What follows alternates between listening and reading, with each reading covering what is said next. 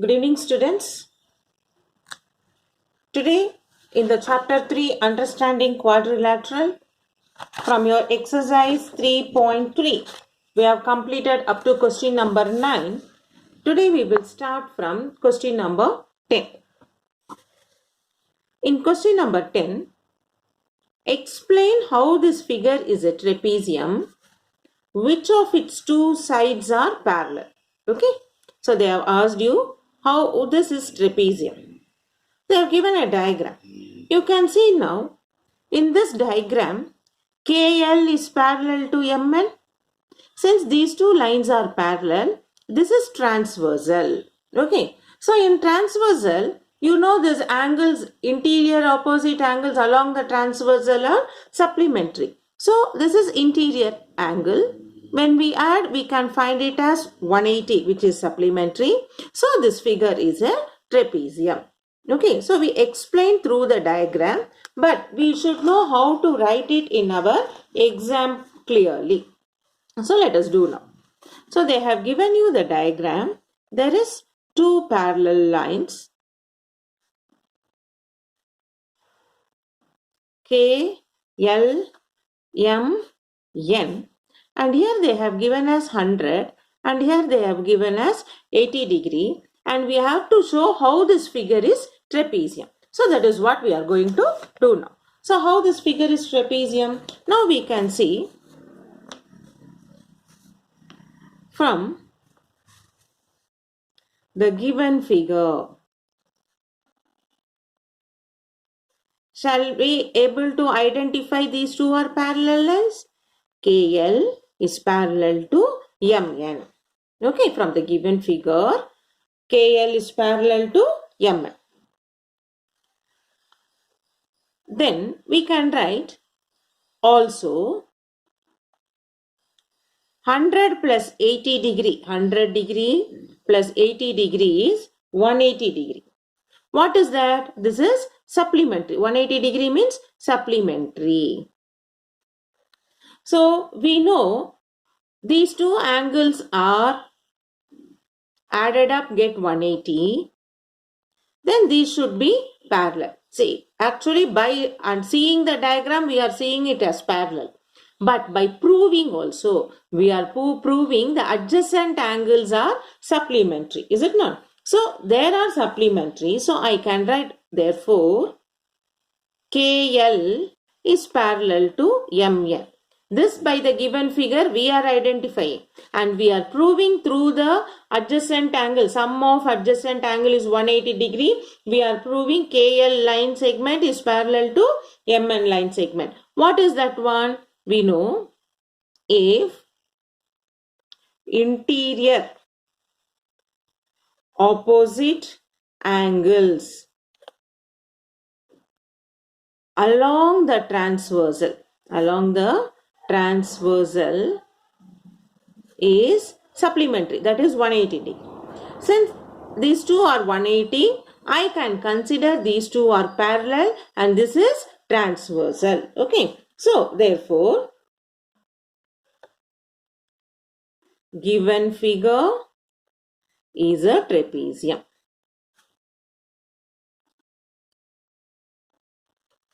So, why I have given you both the proof is, one is by seeing the diagram you can say it is parallel. So, ML is transversal and you have the sum of interior angle on the transversal is 180.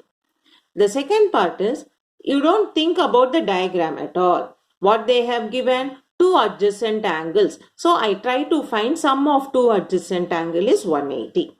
So, when sum of adjacent angle is 180 means, you know it should be a parallel lines because the interior opposite angle along the transversal is 180. So, our ML should be transversal. That means it is understood clearly one pair is parallel because we don't know about these angles.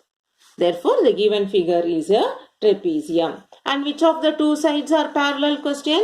We have written KL is parallel to ML. Now, let's move on to question number 11. In question number 11, find measure of angle C in the figure 3.33, this is the figure, if AB parallel to DC. Here they have given you this AB and DC are parallel. We have to find the measure of angle C. Now you know these two are parallel line. Now obviously this should be your transversal. And in transversal we know adjacent angles are supplementary. So when this is 120, what you should get to get 180? So we should add 60 degree. So angle C will become 60 degree. Now that we will write it as a clear proof. Okay. So the diagram is given. You can take it from the textbook. This is the diagram. So what is given? Given AB is parallel to DC. Therefore, BC is transversal. Okay. AB is parallel to DC. So BC is a transversal. So in transversal what we know? We know interior opposite angles along BC are 180 degree, or you can call it as supplementary. Therefore, angle B plus angle C is 180 degree. Angle B is given as 120. Therefore, angle C is 180 minus 120. Angle C is equal to 60 degree. So, we have found the measure of angle C to be 60 degree. Next we do question number 12. Find the measure of angle P and angle S if SP is parallel to RQ. See, you have a diagram over here. They have asked you find the measure of angle P and angle S. We have to find these two angles measurement. If SP, this line and this line are parallel. And they have given, if you find measure of angle R, they have given you, it's a hint. Is it more than one method to find measure of angle P? Now you can see, this is 90 degree. The symbol itself shows you it is 90 degree. So now how we are going to do it? So by the given diagram, you are able to clearly understand, is it a trapezium? So now I will write. Given PQRS is a trapezium, such that, why we are getting it as a trapezium? Because SP is parallel to RQ. They have given these two lines are parallel. So therefore, when these two lines are parallel, I can consider this is a transversal. Therefore, PQ is a transversal. Therefore, angle P plus angle Q is 180. Because when you know it is transversal, interior opposite angles are supplementary. That I will write. Interior opposite angles are supplementary. Okay, angle P plus angle Q is 180. So, interior opposite angles are supplementary. Now, we write, therefore, angle P plus angle Q is 130. So, this is 180. So, angle P is 180 minus 130. Angle P is equal to 50 degree. So, we got angle P as 50 degree. Now again, what we have? SP is also, I can write like this. Also, SP is parallel to RQ. You can see SP is parallel to RQ. So for me, this SR is also transversal. See the diagram? SP is parallel to RQ. Now I consider this line. This is also transversal. So I can write SR is also transversal. So what we get? Therefore, angle S plus angle R equal to 180 degree. Again the same reason. Interior opposite angles are supplementary. So angle S is what? We don't know. We have to find. R is given as 90 is 180. So angle S is equal to 180 minus 90, 90 degree. So angle S is 90 degree. So we found angle P and angle S. So the question is find the measure of angle P and angle S. So we have found angle P is 50, angle S is 90. Now we'll come back to that. That bracket in you have one more question. If you find measure of angle R, is there any method to find measure of angle P? See, once if you find the measure of angle R, using quadrilateral property, that is sum of all the angle is 360 degree, we can find 190. That angle P angle.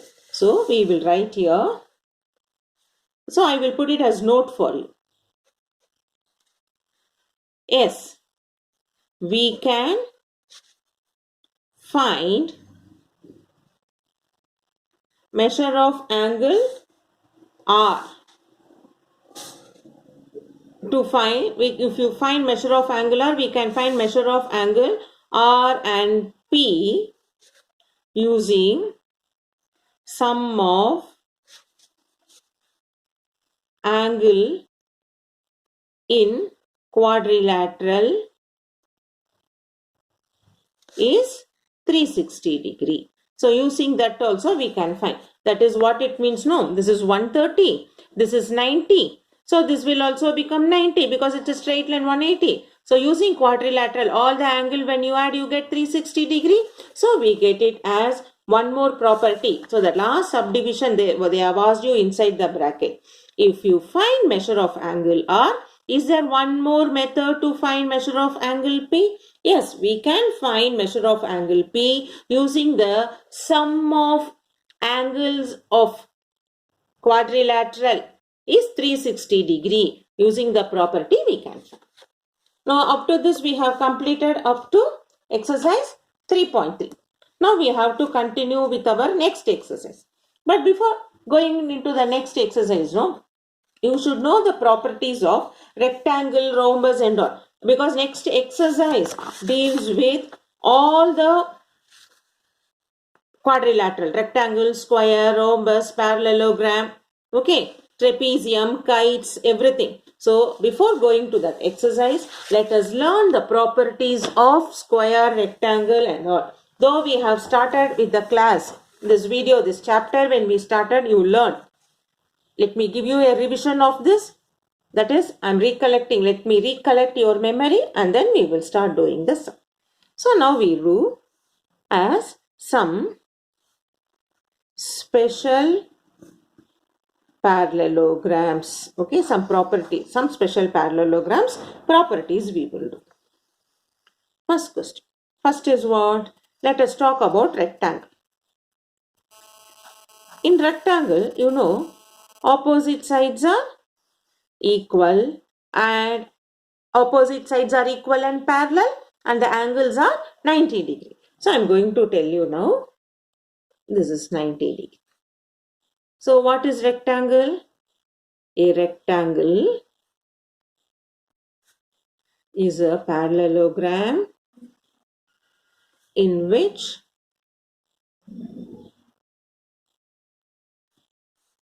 each angle is 90 degree.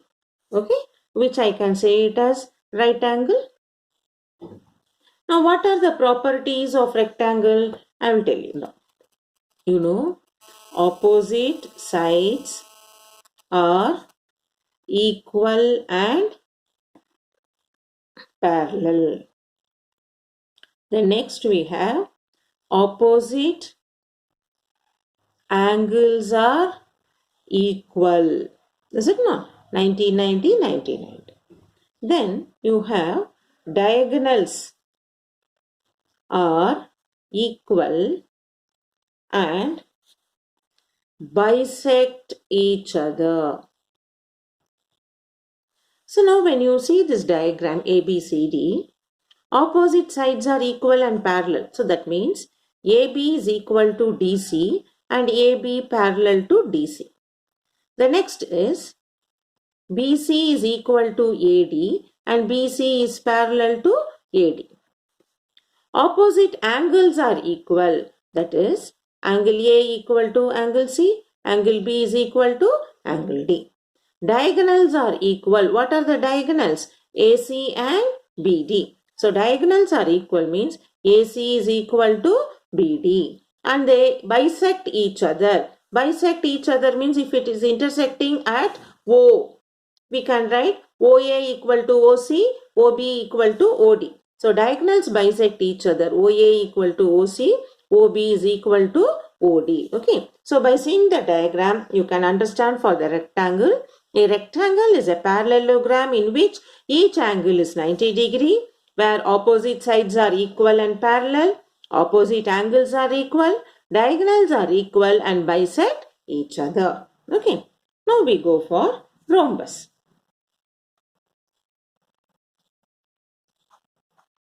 What do you mean by rhombus? A rhombus looks like this.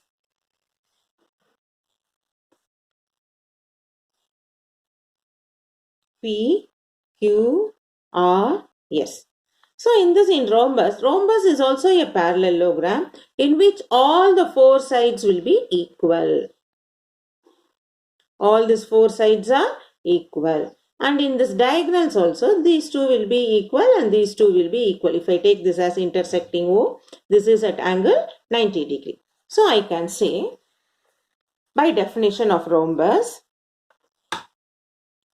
a rhombus is a parallelogram in which all four sides are equal. So what are the properties in rhombus? Opposite sides are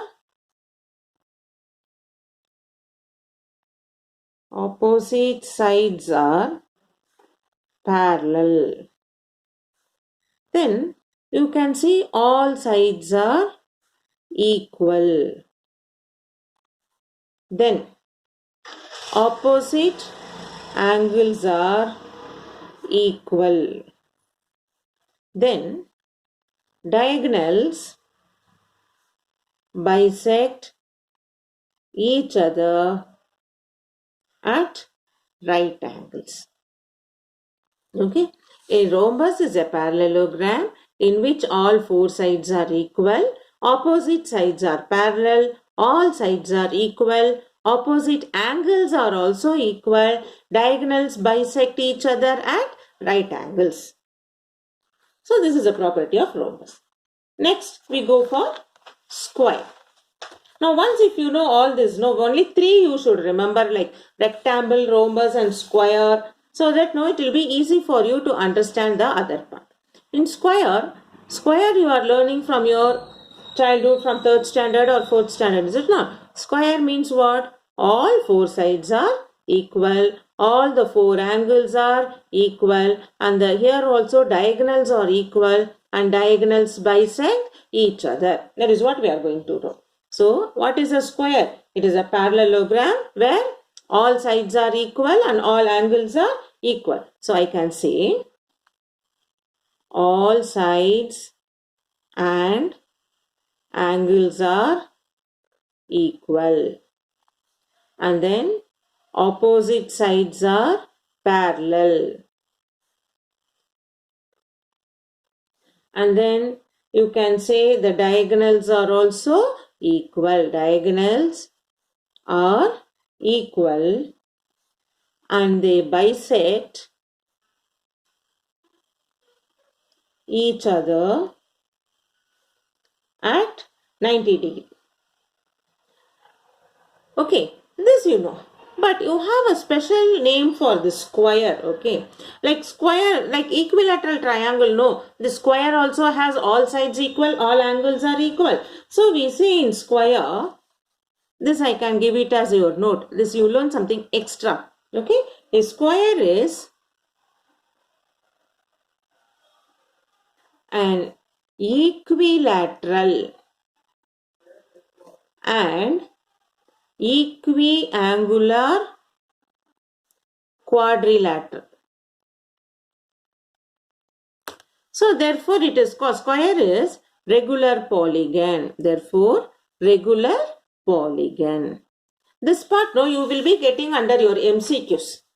A square is an equilateral and equiangular quadrilateral. Therefore it is a regular polygon. So they will be asking you, in a quadrilateral, dash is equilateral and equiangular quadrilateral in MCQs, and under that they may give you rectangle, square, rhombus, kites, any shape. So you should remember in that MCQs, a square is an equilateral and equiangular quadrilateral. Therefore a square is a regular polygon. Okay, so now we have discussed with rectangle, rhombus and square. Now we will continue with our next exercise 3.4. So before we go to 3.4, please read all the properties given and be thorough. So once if we start the next exercise, you should be able to understand easily. So with the next exercise, let's see you in the next video.